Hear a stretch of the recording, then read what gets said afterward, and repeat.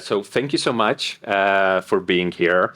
And without much further ado, Emma, just turning to you, not to put too much pressure on you, but you obviously work in across sectors, across industries with a number of companies. So in your rich experience, give us an overview of what are the fundamental and the main challenges that you see companies and sectors dealing with when it comes to reducing Scope 3 emissions across supply chains, and what are the main sort of approaches that companies take? Certainly. So for those of you in the room, I am the dreaded consultant in the room. I think we've heard yesterday at the CSO Club that you should all do it yourselves, and you don't need me. But anyway, for those of you that do choose to work with consultants, we as Trio, we're global energy and sustainability consultants, and we're currently running supply chain programs for a number of large corporates like Honda, Bristol-Myers Squibb, and as of October, we launched a sector-based program which is called Transform Auto, which is for the automotive sector. So in terms of, I think most of those programs look the same in terms of there's quite a few out there that I think Oliver's going to tell you about, and they've all got a kind of educational element. So helping suppliers understand what it takes to decarbonise. And our programs are similar in that respect. But where we hopefully differ is that because of our energy heritage, we also bring a strong technical background in terms of helping clients access renewable energy. So we take them through a program, and then hopefully throughout that program, the suppliers enter into cohorts where they can learn about what it takes to access renewable energy, and also then sign up for it. So we make it easy for them. And we're really about action. So we're not about talking about this for 2 years. We're talking about, so the Transform Auto program launched in October. So what was that, 5-6 months ago now? We've already got a cohort that is signing up for community solar. So we're really about fast action and taking action on decarbonisation, not just talking about it. But there's lots of, I think in terms of kind of going back to some of the challenges, it's, don't get hung up on the data. I think, data is a really big challenge. So one of the challenges we've had is with supplier IDs that maybe, some of the others are going to talk about. So, with one of our programs, so Thermo Fisher, for example, has 100 different supplier IDs. So when you're kind of pulling that together, that's kind of a big challenge. It's also deciding on kind of what you want out of your program. Is it taking action on renewables? Is it getting your suppliers to sign up to SBTI targets? Is it SBTI aligned? And then if it is just aligned, who's going to verify that? So there's lots of kind of like objectives that you need to go through, and making sure that you're both internally aligned on those objectives and externally aligned, so that when you do go out to your supply chain, you're going out with clear messaging. Right. So the sort of internal and external collaboration or alignment, I think, is a really important factor, as you said. And Stella, just turning to you, obviously, as a sort of Unilever has been at the sort of frontier of addressing some of these challenges for a while. From your perspective and experience, obviously as a global consumer product company with very complex global supply chains, how do you find that sort of internal and external alignment?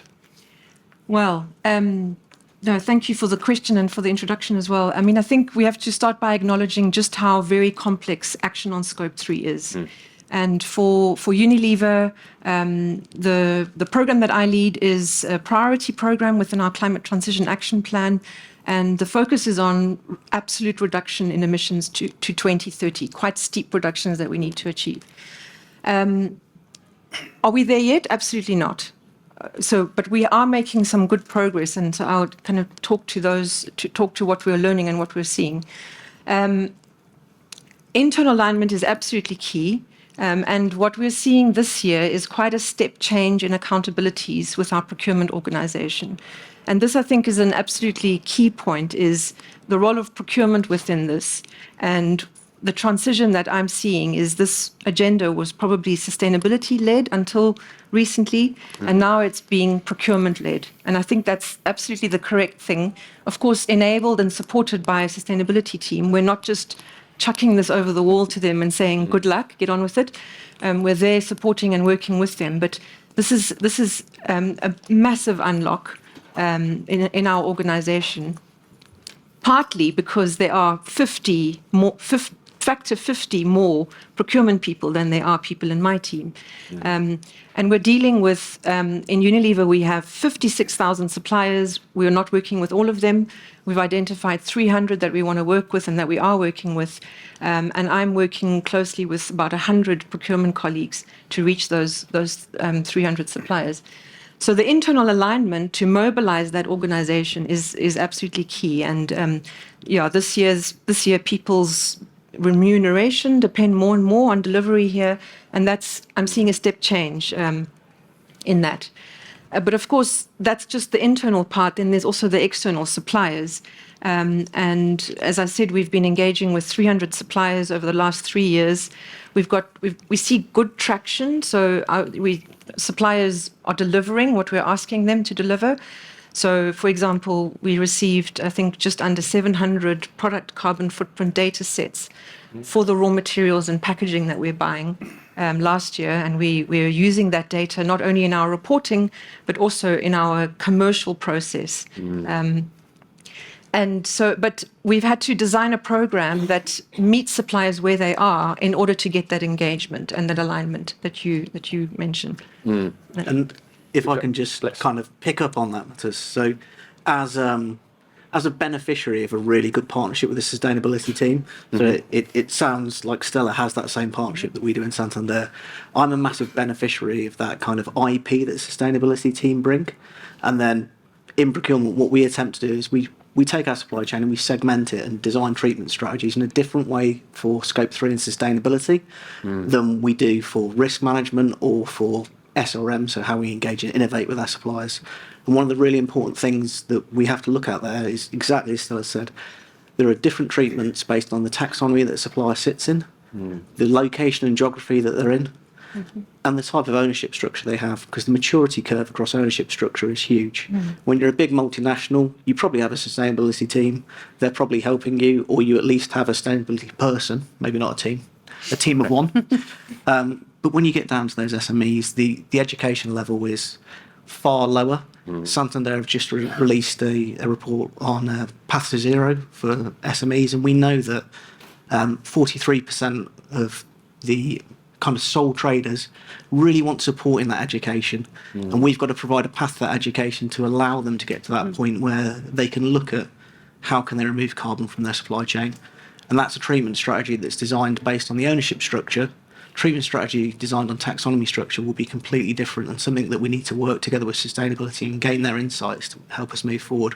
But I thought it would be a natural tail on for when Stella says she works very closely with procurement, for me to just chime in and say how important that is for me and the things that we do together. Absolutely. And I think you mentioned it also very much depends on who you're working with, right? It's different working with conglomerates, large multinational, global companies, and local SMEs.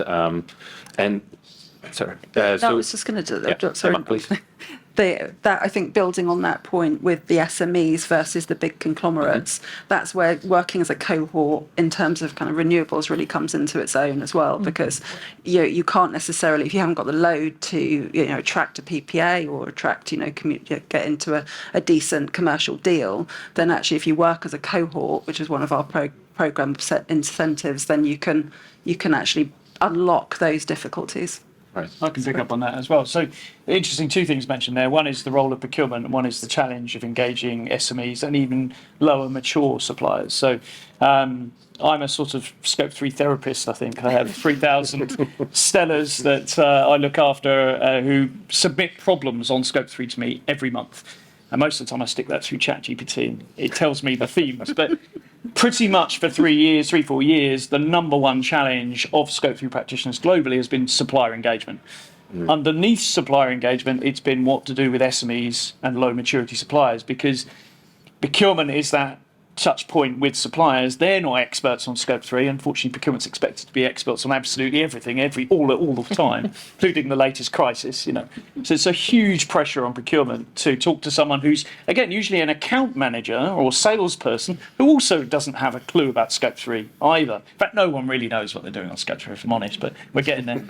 And so I think the challenge of engaging suppliers, capability building SMEs and low mature suppliers has to be a collaborative effort. It has to be every company trying to provide that support and that knowledge. So I think that's really important. But the other part of it is the role of procurement. Possibly the best quote, I think, from the last 12 months of work I've been doing with chief procurement officers on a carbon pricing project was the CPO of Schneider Electric, who famously have probably the best zero carbon project that they call it, the Scope 3 program. And he said, the most important thing is suppliers know that you're serious about Scope 3 and that you're going to help them. You can't be serious and not help them, and you can't help them without saying that you're serious about them making reductions. Such a simple phrase, but I think that encapsulates a best practice supplier engagement program. And supplier engagement, for me and from what I hear, very much starts with procurement engagement. You can't have good supplier engagement without good procurement engagement. So, yeah. And Jan, just from your perspective, I think that you are in a position where you have a lot of complex suppliers and supply chains, but also the sort of equipment that you produce is also, you are supplying to a lot of other companies, right? So how do you see that from that position of being a supplier, but also obviously a purchaser of a lot of I don't know if you hear me. Yeah. Yeah, okay, great. Yeah, I can hear you, but I'm sat right next to you. It's not much point asking me. No, I thank you for talking about procurement professional. Yeah. I think we are You're gonna better than thank the world. Schneider Electric, but that's... No, it's a French company. We like to compete. No, it's complex. We have 2,000 suppliers. It's $5 billion dollars of spend, 1 million parts per day, actually, that we spread to all our plants. So that you can imagine the complexity of it. And it's only the first year. Right. So to your point, that the best way is to engage as soon as possible. So we. 4 years ago, we knocked at the door a big conglomerate, big supplier base. They actually had no clue what we were talking about when we were asking for sustainability plans. And that was quite surprising for us because it's in our DNA. We committed to the Science-Based Target Initiative and Paris Agreements, and before that to all initiatives that are good for the planet. And when we came to the big names that I cannot give here, they were saying, what are you talking about? Since then, a lot of them apply to the Science-Based Target Initiative, which is one of the way to drive the steps.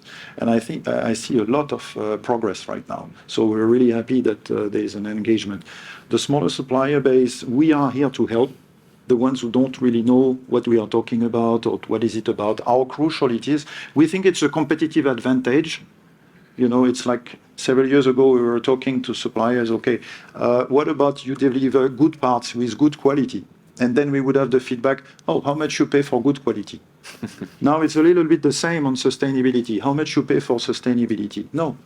The sustainability is a competitive advantage. And if you're able to disclose your CO2 footprint, actually, we're going to measure the performance of you as a supplier, including the CO2 footprint that you have.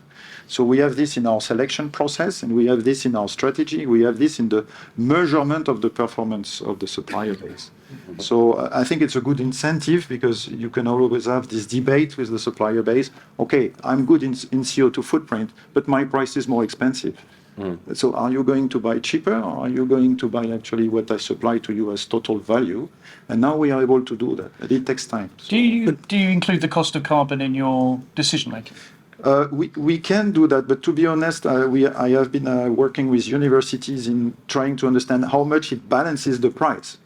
But if you put $50 per CO2 ton equivalent, it doesn't move anything on the price, on the total price. So I think it's more on, you look at the absolute value of the CO2 footprint. There's some suppliers here who propose some ways to measure that. And then you look at this and you need to bring it to zero. As simple as this. because the price is not going to help compensate. But when you measure performance of a supplier, 25 on 100 points, 25% on delivery, 25% on capacity, 25% on cost. Are we at 75? Yeah, 25% on sustainability matters. Then that means something. That means something for supplier base, because the customer cares about this measurement. So, But on that, Jan, I'm really interested in those suppliers you have that are more carbon efficient but more expensive, because for me, carbon is inherently expensive. So the more carbon you use, the more production time you're using, the more engineering time you're using, the less efficiency you have in your process. So is that a factor of location? Is it because they're using cheaper fuels in the location they're at, or more efficient fuels? Because no, but for example, you check just the administration. You know what it means for us, the CSR are 3Ds. Is there a fourth one? I don't know. But just this to manage the request that we send for the regulation is already a burden for all of us, actually. So I think, when you ask more and more and more like this, and then tomorrow something else is coming, and then, of course, everybody's struggling with that. It's additional load, additional people to talk to. You ask the supplier something about traceability, Deforestation Act, then they need to go to their tier 2, tier 3, tier 4, and you come to you were talking about farmers before, and then you come to the farmer. The whole value chain is actually ramping up in load. And so you have some of the supplier ask us the question, who pays? This kind of things. But to your point, the more efficient you are on your energy consumption, then obviously the more you're going to decrease your carbon footprint. That is the beauty of some of the sector programs, because if you pull in that, hopefully you are. I mean, it's a kind of holy grail, but you're asking the information one time. But it's kind of how do you, as tier one, unify those questions that you're asking. Sorry. The rep, please. I'm really sorry. Thank you. Welcome in. Yeah. So, I mean, I have a little different perspective on the scope 3, right? So, I mean, we have been talking about, upstream supply chain, about, how you'd see about, tier 1, tier 2, right? I will give, example from retail and consumer good, because that's my experience have been. I think the reality is totally contrast, right? At least from the fashion and beauty business perspective, almost 85% scope 3 emission come from tier 2 and tier 3. And at least I can vouch you from fashion and beauty business perspective, businesses have no visibility at all tier 2, tier 3, right? I mean, out of sight, out of mind. That's the kind of reality, right? But for me, that's not the bigger challenge, because I see that there are so many consulting trying to solve that issue. For me, the biggest challenge comes from the downstream consumer side. We are in the world of fast fashion. Do you know that on an average, we only use 7 times our garment before it goes to landfill? We are actually generating 92 million tons of textile waste every year. That has nothing to do with supplier that we have been blaming, right? It has to do with the consumption part. And you know what? This number used to be around 32 a decade ago. So within this last 10 years, as a consumer, we have gone toward the so-called fast fashion. We are destroying the environment. And you know what? Businesses are not making money. Just to give you some kind of fact check. Almost 34% of the inventory gets either unsold or getting sold at heavy discount, 70%, 80%. Now what's happening? Somewhere in the whole value chain, we are producing, then we are taking it to our warehouse, storing into warehouse, sending to store, it's not selling, taking it back, sending to outlet, it's not selling, getting it back, and then dumping. So if you see, from the consumption point of view, our consumption have gone up 4x, 400% in last 8 years, right? But the quality of the goods have gone down by 36%. So my point is, if you tackle this piece about so-called artificial demand creation, which is happening across the globe in the entire retail sector, we will be much better in terms of really reducing the carbon footprint, and mainly from scope 3 that we have been talking about. And it has nothing to do with those who are farmers, suppliers, they're compliant, blah, blah, blah, with, that we're talking about, right? So I think this has to bring a kind of, big shift. And to be honest, when I started working on this kind of compliance and sustainability, I did a deep study on this, almost 8 months, to understand this whole Pareto, right? And I found that Pareto is such a simple part, but still applicable to our life. You please go revisit your wardrobe. You will find only 20% clothes in your wardrobe you are using over and over again 80% time. You have got 80% clothes which you either use once or not using at all, right? And that's how I said, okay, in my supply chain, I'm going to focus on the intelligent planning. If I can reduce the 34% waste, I'm not just reducing my scope 3 by 34%, but multifold, because in the whole ecosystem, I will not produce, I will not transport, I will not landfill. So, the impact is going to be multifold. And, I'm proud to say that I have reduced that by from 22% to 2% within 2 years. And I think in the world of AI, this is one of the fantabulous use case that we can do. And I'm proud that, with the help of data team, we were able to crack this down. I feel like you need to come talk to my 14-year-old daughter. As a 45-year-old man, I'll wear a pair of socks until they're completely destroyed. We see that. Yeah, thanks.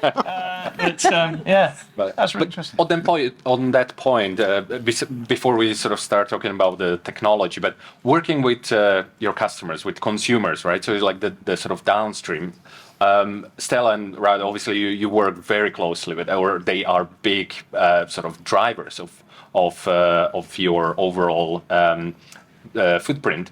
How do you work? How do you change the behaviors? It's very hard.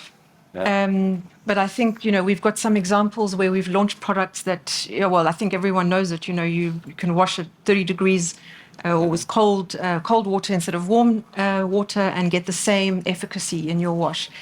So there's innovations like that where I think the important thing is it's the efficacy is the most important to the consumer after they've bought the product.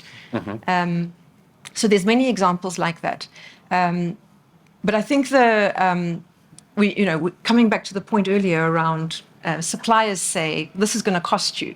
I think I have 2 points to say to that. One is that we've done research with consumers to ask them, are you willing to pay for a more sustainable product? And I'm going to generalize here, kind of globally, but whilst most consumers would say, well, yes, I would pay more. Not all consumers would say that, but many would say, yes, I would pay more. When it comes to that purchasing moment, in store or online, they don't. So there's a say-do gap for consumers. And so this is important for my job where I'm working with suppliers because they're saying there's going to be an on-cost. There's sort of just this premium assumed for a lower carbon material to what we're buying. And we can't pass that on to the consumer. We know that. So it's just like this square peg, round hole challenge that we're in. And we're looking at some innovative ways to solve that. And we've got a Climate and Nature Fund team, and Charlotte is here. If anyone wants to know more about that, she's put up her hand there. So we are looking at how to bring in outside finance to help suppliers make the investments that are needed so that, it's affordable for our consumers still. Right. And I think that's a very interesting space to play in. And Jared, if I might, Yep. that's not limited to consumer goods. So we know in the UK housing stock, 55% of UK housing was built before energy efficiency standards came and heat efficiency standards. So there's a massive demand for the consumers of our mortgage products to retrofit to increase the energy efficiency of their buildings. But there's an education gap there as well where it's a short-term investment to drive a longer-term return, and it's thinking about the education that surrounds that. And we know from our Tomorrow's Homes report that 40% of people really need more education. They don't know where to get the advice on that, and they don't understand how to do that. There are Santander products available if anyone's interested to get that funding. with up to £1,000 cashback. See our website for more details. I'll do the rest of the small print later. But it's educating the consumer about that trade-off on price and trying to get them to think on a longer-term basis, because a lot of your purchasing decisions are very short-term. I mean, I have a little slightly different perspective on this, right? I mean, I was in the same opinion that education would actually drive this consumption part, but when I look at the whole data, it's totally mind-boggling. So globally, only 5% consumer goods business. Only 5% revenue comes from this so-called eco-friendly, green, and all this part, right? 95% comes from the non-eco-friendly. And for me, that's more dangerous because currently organizations are spending 3x more marketing to just convince consumer that something is eco and green, right? You know what? 45% of so-called eco claim in retail fashion in Europe have no authentication and no verification from third party. And this is hard fact. Now, for me, that's more dangerous. You know why? Because they are claiming that something is eco-friendly and it is not. Let me give you a simple example. If you know that this drink have sugar, you will not drink, or you will drink with caution. But if you know that this drink have no sugar, probably you will overconsume. Which means ultimately in the whole ecosystem, we are creating such a mess of something which is not true, which is more dangerous. So I think, again, I don't know what is the solution, but certainly this solution is not working out, at least based on data, what I see on ground. For in your industry, I think it's maybe peculiar, but in other industries, this is different. So yeah. we are addressing something like 50 million tons CO2 footprint, because all the machines that are used in the construction industry are diesel.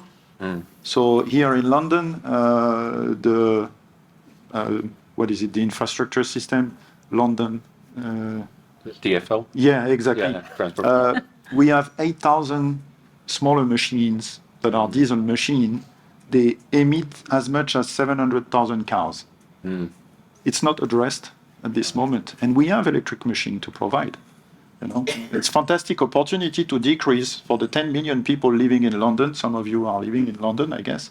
We can decrease the particles and all but it's back to the education. So my colleague left because he has a meeting now. But when he talked to the constructor, and then he talks to the once again, sorry, TfL, which I should know, but I'm not from London. But when he talks to them, it's really when they are around the table, then there's a lot of discussion. Okay, you can do that. Okay, I didn't know. And the constructor has his own view on it. Okay, yes, we can get machine from Volvo, and then we're going to completely stop the emissions. And step by step. So there's a lot of education, who to speak to, where to get the knowledge, and so on. And that's why we believe in ecosystem, including our supplier base, our customers, the alumni, the universities, the research institutes, the NGOs, the banks. We had a meeting with all the stakeholders together. When we are together, then we know how to move the pendulum, and it's gonna happen like this. It's not happening in silo. So I think this is really the recipe, is to approach it as an ecosystem, as a team. And so when you have a methodology on how to bring everybody around the table, the whole value chain, then you have a really big impact, because everybody speaks the same language. Comes the language also about how do we measure the footprint that we have, which is an issue right now. Right. So for that, we also collaborate with competitors to define industry standard. You remember the ISO? That's the way it started several years ago. All met say, oh, how do we do this? Then we define standard, and then that's what we do now with Scania. We do it with MAN, Daimler Chrysler, ZF, and so on. And we try to define a standard way of measuring CO2 equivalent footprint, so that the suppliers don't have 10 different requests from different customers. And then when you want to compare, you cannot. And when you have this common language through the whole value chain, then you can talk about, okay, now these are the facts. How do we bring that all to zero? So for us, it's very strong leverage in getting to the transition. Yeah, I think it depends. I mean, as you rightly mentioned, right? It depends from industry to industry, right? Yeah.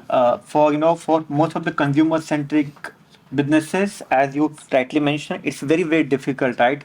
Will consumer pay for that? How much? And that's a kind of biggest challenge that we have. I will just give one example, right? We are into a business of beauty, which means we also sell perfume, and we have seen that we had a lot of returns because unlike clothes, which you can see on the website, you can't smell perfume, right? So we had this as a very big challenge. So we work with all our partner, and we found a small solution. We said, look, whenever we will sell a perfume, we will give you a try me, a small pouch, small try me. So you get your parcel, open it, right? Try the small this thing. If you find it as per your scent, take it, otherwise return it. In this way, we have reduced our return of perfume from at one point around 12% to now 1.8%. So again, this is just one of the use case that we found. Might not be applicable to all the businesses, but I believe we have to tailor those solutions from consumer mind perspective to ensure that we somehow reducing the scope in the whole consumer journey. Right. Yeah. Yeah. So. No, I think that's a good example, but I think at the same time, I believe even if consumers value it and are not willing to pay for it, I think it's still a job that our companies have taken on and that we are committed to doing, regardless of that, what happens downstream. And I think to your point, Jan, around standardization of methodologies, about 4 or 5 years ago, I remember we were starting to talk with suppliers around the climate topic, and we started with a small group of 35 suppliers, and we really tested out concepts with them and asked for feedback. And number one feedback that came back was, please, Unilever, do not do something that is Unilever bespoke. Please play your part in the industry to make sure that all the Nestlés, the P&Gs, the Henkels, everyone, you're doing the same thing. And so 5 years ago, I think it didn't exist for our sector. And the WBCSD Pact, the Partnership for Carbon Transparency, was set up. And I have to admit, I was a little bit skeptical at the time. I was really thinking, are we really going to get there with something as complex as a PCF and LCA for carbon? Are we really going to get there? And I have to say now we are there, and these 700 PCF data sets that we got from suppliers were all Pact compliant. Right. And so it's possible. It took a sort of an investment into creating a third-party body that would create the standard methodology, but it's there. But having said that, the data is just the start line. Right. It's not the end game. It's the starting point for the conversations with procurement around how does this now come down. Yeah. Yeah, no, and they're great. PCFs are great, or LCAs are great, but then it's good for identifying where in that product your hotspots are. So then you can then work with, do you need to deploy renewables, or do you need to change your materials? Do you need to look at your transport routes? So they're a great starting point, but I think this is getting quite advanced for a lot of companies. Where when we do go back to that benchmarking of when we work with a tier one. And we do their benchmarking, quite often, the recent one that we've done, 47% had no carbon inventory whatsoever. Right. So not even scope 1, scope 2. Yeah. So that's still almost half of their suppliers have not even on the journey. So I think you've got the advanced end of PCFs and LCAs, but you've also got to kind of educate around. Okay, let's get you started on your scope 1, scope 2. Yeah. So Oliver, I think that's maybe a question for you as well. Like, how do you build these sort of the momentum, right? How do you foster that cooperation, whether it's at sectoral level or with partners across the board? How do you start it? How do you get it to the point where it's actually effective and we see some results? Yeah, I mean, we can't be at a conference and talk about the word collaboration. I'm sure it's the overused word. No one still really knows what it means, but we all say it. And I think it almost answers part of that first question there. So, what actions should smaller companies with limited resources? I mean, I would say larger companies with limited resources, any company, most have got limited resources. So I think it's linked to that. Most of the actions that companies can take is collaborate with your peers. That's the number one thing that anyone should be doing. There is an initiative for absolutely everything. Trust me. It's my job to actually know them all. I have a Google Doc of 237 different climate initiatives. There is one for potatoes, there's one for chemicals, pharma, and everything else. So first of all, collaborate with your peers, find your peers. They are suffering exactly the same problems as you. They're trying to engage the same suppliers who won't reply. So I would engage those suppliers. Plus, a lot of the activities that you want to help your suppliers with, collecting data, actually driving reductions, renewable energy, most of that will be done in collaboration. So small to medium-sized companies, especially the suppliers, send them to the SME Climate Hub. So smeclimatehub.org is a platform that's completely free for SMEs. If everyone sent their SME suppliers there would be a consistent message, consistent free tools, and everyone would get on that journey. If everyone starts to back that horse, it would be a lot better. On product carbon footprints, everyone should back PACT. So WBCSD's PACT program, Partnership for Carbon Transparency, I think it's called. Check it out. If you're looking at PCFs and you're not supportive and understanding what PACT is, you should get behind that. So most of the answers are out there.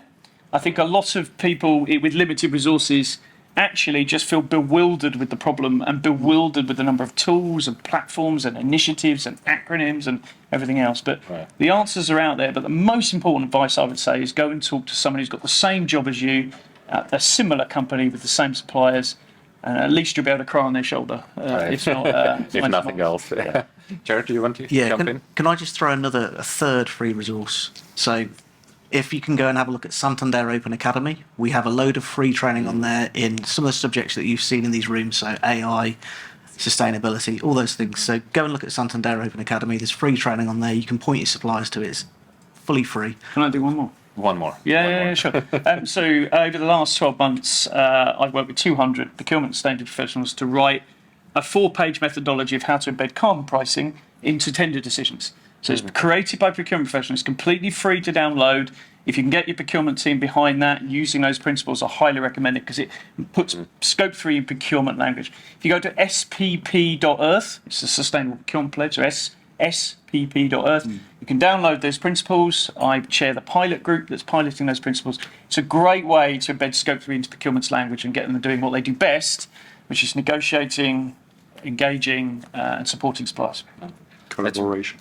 Wonderful. That's a long list of to-dos. No excuses. No excuses. Concrete steps. That's what we are here after. We are over time, but I just want to see if there is any pressing question, quick and concise. So we have two. Yeah, come on. There. Let's stay here all night. Fine. Can we have It's the last one today. first, second, and third? But quickly, please. Mine was specifically for Stella. So, how did you identify which 300 to work with? Michelle from Smiths News. Sorry. We have footprint data for basically everything that we buy, and I know many companies don't have that, so that would be not possible. But we looked into the footprint data and selected basically the highest emitting ones, and they're a combination of suppliers that either sell us very, very high volumes of something with a relatively low footprint, or it's something that we don't buy that much of, but it has a very high specific footprint. It's mostly raw material, ingredient, packaging suppliers, also some collaborative manufacturers in there. Thank you. Another question. Hi, Alexandra from Schneider. I'm not going to beat our CPO's comment, and I'm on the That's fine. yeah. I won't tell the you. provider It's supply fight for chain good. programs instead of practitioner side. But yeah, I have a question around engaging your suppliers, specifically in for solutions and markets that are harder to tackle. So when we work with some of the sponsor companies that we work with, a lot of the supply chains are in Southeast Asia and other challenging markets where it's much more difficult to form cohorts and go, to market together. So it's a little bit of a longer question, but anything from, how you're engaging suppliers and other types of support mechanisms that you could be providing. I'd like to offer two points that I see working quite well. One is, it was mentioned earlier, high stretch, ask something that is a stretch, but also offer support. So, and I think that support is available through these coalitions that Ollie mentioned. There's a lot available. So ask them something stretching and then point them to something that can help them to do that. And secondly, I think this is a realization I've had quite recently, which is a bit maybe embarrassing to admit, but you know, in Unilever, many people are purpose-driven, and I've just gotten so used to working with purpose-driven people that I forget that not everyone is in that space. They have other priorities, other issues. And so I think the shift that we're starting to make now is to lead with the commercials where it's climate is maybe less of an agenda in some parts of the world. So really to lead with the business case, lead with the kind of business benefits that can come. And then, by the way, mention, oh, this can have some climate carbon benefits as well. Yeah. That would be my 2 tips. I think it can sometimes be a little bit of a myth that suppliers in Asia Pacific don't engage on. So in fact, actually, in that region and in that culture, telling them to do something, often they'll come back and do it better than people in Europe. It's different approaches for different suppliers, and I think segmentation of suppliers and how to engage them with different methods includes regional and cultural. There's so many different ways you can segment your suppliers, aren't there? If you want to enter the European market and you are not complying to what the European market is asking you to comply with, then forget it. You have no business anymore. So it's not like a nice to have. There's also the regulation is here to. So I think it's good practice for the ones who want to continue to make business with European market-based companies. Do you think it will, in time, give us a competitive advantage in Europe compared to North America and maybe US in particular? Big question. To be honest, I'm happy to be here in Europe. I think we all are. I think we are well protected personally, and the regulation is a way. We say every country, every region has a different way to approach the thing. Yeah. There's no bad way. I think US has been very strong in advance. We can criticize, and Asia and China also, we heard it. They are the biggest investor in every renewable. John Kerry was saying this morning, the senators, the one in charge of the states, they do really avant-gardist things. Like, for example, California, which is number 5 economy in the world, is one of the best in class since years. For us, as a customer, it's a very demanding customer since years with the EPA. So I think the point for us is, if you want to be a global company with a lot of different market potentials, you need to adapt to what is going to be the market demand, and keep in mind your strategies. If you have a commitment to 2040, you're going to be zero equivalent CO2 footprint out of any of your plants, then carry on with that, because we're going to win with that. It's good for everyone. So it's in the DNA of all of us. I think that's why we are here. I think it's important to get that boots on the ground approach, though. I mean, you can't, sat here in London, I can't begin to kind of advise on kind of, what's going on in the, energy markets in China, which is why we work with partners that are, they're physically in the country, and they can, they can partner with Trio. So I think that's the approach that we take for those kind of like weird and wonderful geographies out there that we might not necessarily have people sat there physically. Absolutely. And just a final question. Hi, my name's Sophie. I'm from EcoAct, which also just became part of the sustainability business at Schneider. So thanks for the shout out. I genuinely have loved this panel. I think it's one of the best ones I've seen, like the whole event. So thank you so much. Okay, what's the tough question? Thanks a lot. Who paid you? There isn't a tough question. I just want to say thank you very much. I guess and I think this is so important that Stella mentioned, which is that how you can use data that you're asking for from suppliers in a commercial context as well, because that allows you to translate the business case. And I was wondering if there's just like any examples, like quick ones that you can talk about where you've asked for data from suppliers and then you've used it in other ways as well to support the business. Well, I won't give specifics, but we received data from a supplier for some packaging that we use. We had conversation with the supplier. This is me supporting procurement, so procurement led it. But it gets technical quickly, and then it needs a technical support. We had then an in-depth conversation with the supplier around, well, where are the hotspots in this, like Emma was saying, in this value chain, and what is your plan? And I mean, in one case, the supplier was focusing all on scope 1 and 2 in this case, and 98% of the emissions happened in scope 3. And until they'd looked at their footprint data, I don't know that they had realized that, at least at a kind of general management level in the company. And so there's been a pivot in that company now in terms of their strategy to look at also at scope 3. And that was linked to the feedstock that they were using and so on. So that's an example of kind of what that PCF data unlocked. The challenge is doing that at scale with 150 procurement people who need support and, need it today, because we've got just 4 or 5 procurement cycles up until 2030, which is when our first goal is there. So that's the challenge is now to do it at scale. Yeah, and I haven't cracked that. And I'm sorry because we're going well over time, but I can give you a specific example from someone who gave me the example literally last week. So we've talked a lot about segmenting and getting close to some of your suppliers. So most of the procurement teams spend a lot of time out in the market negotiating with the market, and then you go into a 3 to 5 year agreement with your supplier. Most of the value, I think, that you can unlock in sustainability is spending time in depth with those suppliers once they're awarded. And an example that was given by, I want to call them London Ports last week, was they went and looked at the way their process was engineered, and they found out that if a lorry turns up at the port, they basically had to Jenga cube all of the shipping containers round to get it back.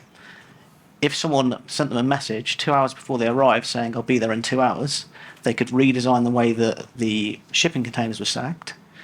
They saved carbon, they saved cost, and they're now incentivising lorry drivers to tell them 2 hours in advance by giving them a £15 credit, which doesn't sound material, but the lorry drivers personally are being incentivised because they can reduce their carbon through that. And I thought that was a really nice and neat example of something that I believe in, which is what we call incentive, value engineering. Look at what you're doing, work out how you can get the value out of it. Wonderful, thank you. And unfortunately, we'll have to stop there because we're well over time. But given it's obviously one of the best sessions of the whole week ever. Okay, quite.